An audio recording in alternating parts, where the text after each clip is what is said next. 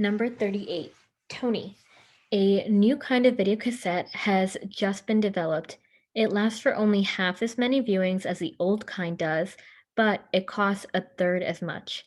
Therefore, video rental stores would find it significantly more economical to purchase and stock movies recorded on the new kind of video cassette than on the old kind. So before I move on to the next one, I just kind of want to break down what Tony is saying.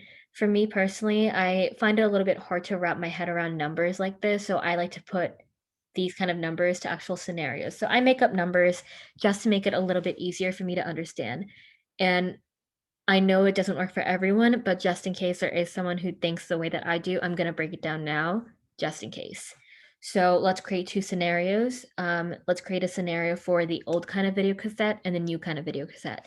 So new and old.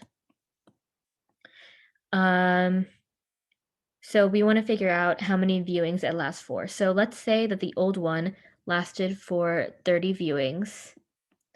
And that means that the new one lasts for 15 viewings because it lasts for half as much.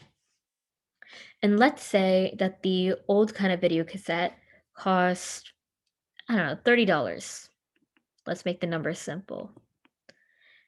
And that would mean that the new one would cost a third as much, which is 10. So that would mean that the old one costs, I guess, $1 per view, and the new one would cost less than $1 per view. All right, so now we can move on to Anna's. But the video cassette itself only accounts for 5% of the price a video rental store pays to buy a copy of a movie on a video. Most of the price consists of royalties the store pays to the studio that produced the movie. So the price that video rental stores pay per copy would decrease considerably less than 5%, and royalties would have to be paid on additional copies. Okay, so Anna's saying that this cost isn't the only thing that we have to keep in mind. There are other things like royalties. So yes, even though the new cassettes cost less than $1 per viewing versus the old ones which cost $1 per viewing, we'd have to pay royalties over and over and over again for every single new copy we get. So if I could have the old one, they cost a little bit more money just when we think about it per viewing. They last me longer. They last me an entire month. Whereas the new one, it would only last me half the month. So I'd have to buy 2 copies in 1 month, and I'd have to pay royalties on both of them versus me buying it just once and paying the royalty just once. So in the end, the royalties add up for the new copy. Anna's reply is structured to lead to which one of the following conclusions? A, the royalties paid to movie studios for movies sold on videotape are excessively large. We don't know that. We don't know if she thinks they're excessively large, so A is out. B, video rental stores should always stock the highest quality video cassettes available because durability is more important than price. A couple red flags with this. They should always do something. And the other phrase, because durability is more important than price.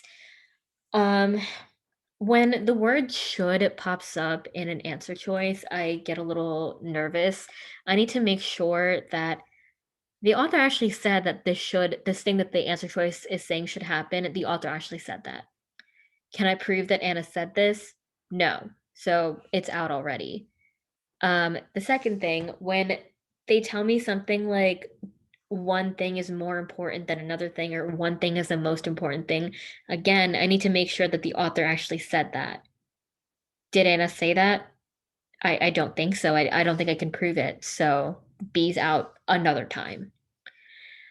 C, the largest part of the fee a customer pays to rent a movie from a video rental store goes toward the royalties the store paid in purchasing that movie. This is not what her statements are adding up to. The conclusion is an opinion. It's the overarching idea of what they're saying. And Anna's overarching idea is not that the customer pays most of their money towards the royalties. D, The cost savings to video rental stores that buy movies recorded on the cheaper video cassettes rather than movies recorded on the more durable ones will be small or non existent.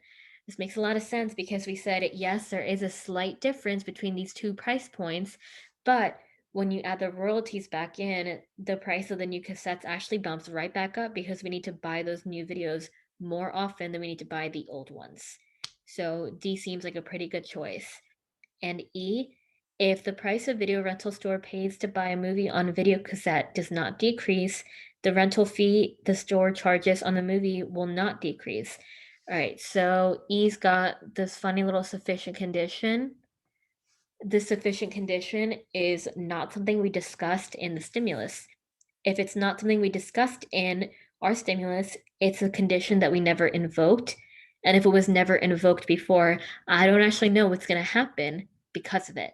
We've never talked about it. So everything after this is speculation. I can't just speculate. I need to prove it, but I have absolutely no proof for what actually happens when the sufficient condition happens. So E is out, and that still leaves me with D as my answer.